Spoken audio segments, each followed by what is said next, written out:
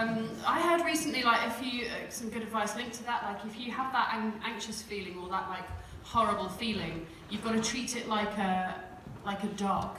Like, welcome it into your home, see how long it hangs around and be kind to it, rather than, like, kick it. So, yeah, I think she said it better, though. Anyway, we're going to have our first speaker of the second half. So this person is another returning speaker. We're delighted to have him back. He spoke at our event in September. Oh, where is he? Oh, cool. No, was it September or? Yeah. And we're really pleased to have him back. So please will you welcome the wonderful Phil Longwell.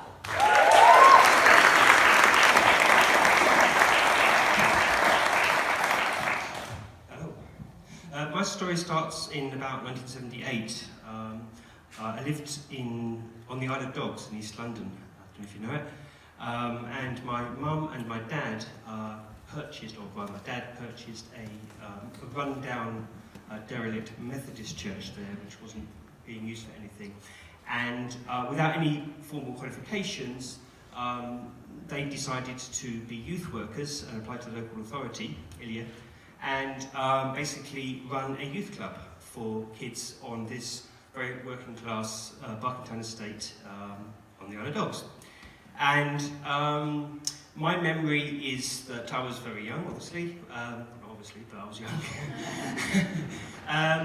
So I was about 6 or 7 years old when they took it over, and I have this abiding memory of this youth club which they ran, and they had kids from the area, so from the primary school across the road, and kids from the primary school across the road were only allowed to stay until sort of 8:30 at night, and older kids, so teenagers, secondary school children, were allowed to stay until sort of 10 o'clock, I think it was. And my father managed to purloin or buy or borrow, I don't quite know how he got hold of various things for the club, such things that the kids could play with to amuse themselves, things like table tennis tables, so a couple of them, pool tables, and some of the very first, I don't know if it was 78 or maybe a year later, the very first stand-up arcade machines, like Space Invaders, proper stand-up ones. Asteroids, anyone remember Asteroids? Yeah. Galaxians, Moon Cresta, any of these? Stirring any memories, slightly older people?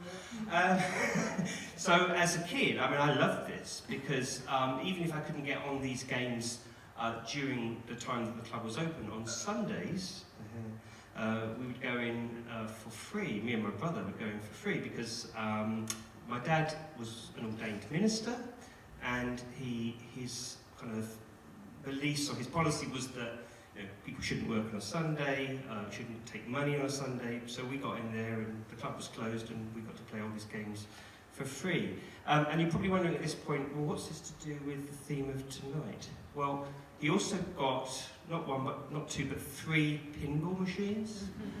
Do you see where this is going? Okay. One of them was called Sing Along. One of them was called Alligator. And anyone remember playing pinball? Anyone remember playing pinball machines? Yeah. Anyone still play pinball machines? Yeah. Probably on your phone now, isn't it? Anyway, so the point about the story is that these machines were built in the 60s. So Sing Along and Alligator were built in the 60s. So with Sing Along you had the traditional 2 flippers, one on either side. And with Alligator you had an extra flipper, which obviously was the beast's mouth.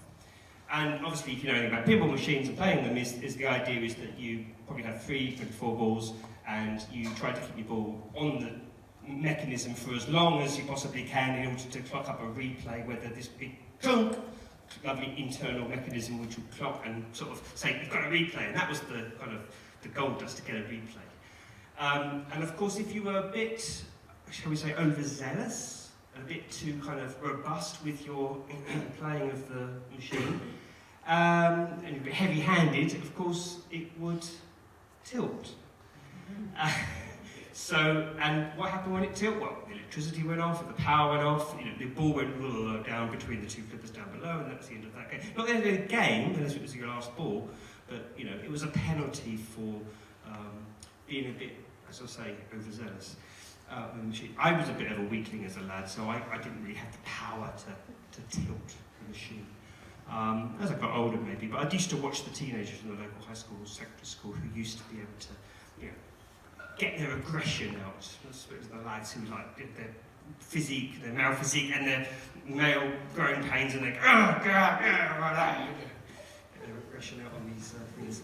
So anyway, the situation was with the games was that when we left London for the wilds of North Norfolk, so we moved from East London up to North Norfolk, after about 5 years, one of the pinball machines came with us, and Sing Along was the one that came with us. So we had in our home in North Norfolk this pinball machine, Sing Along, and it had on the front cover 2D, or 2 old pens, old pens, yeah? So that was the instruction, to insert here. And obviously, they were made pre-decimal, of course.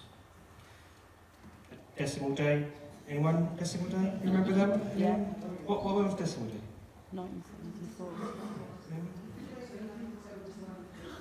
Indeed. 15th of February. Correct. 15th of February 1971. How do I know? That was my birthday.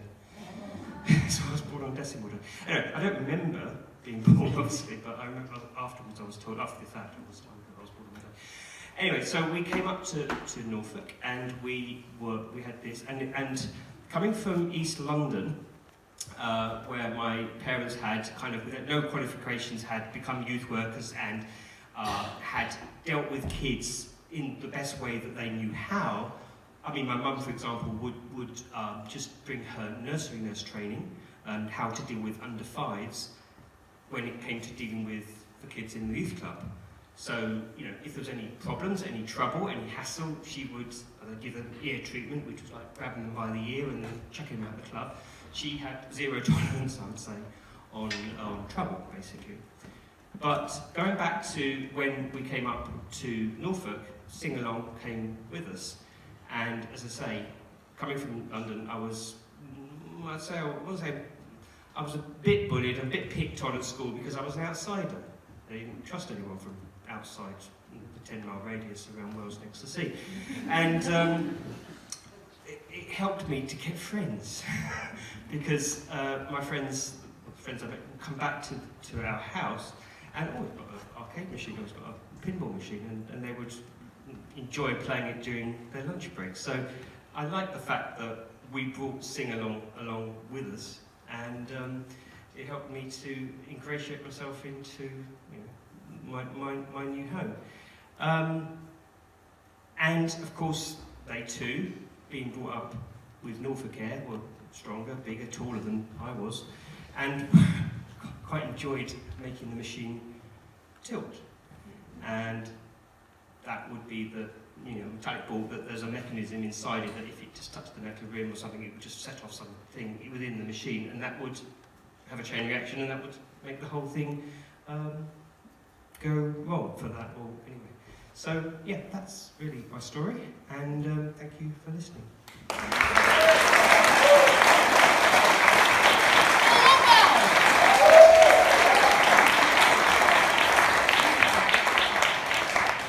Right, let's check out some of yours. Projectile vomit. Got carried out of Mantra. St Andrew's car park stairwell is very comfy, but those ticket machines look very on the hook.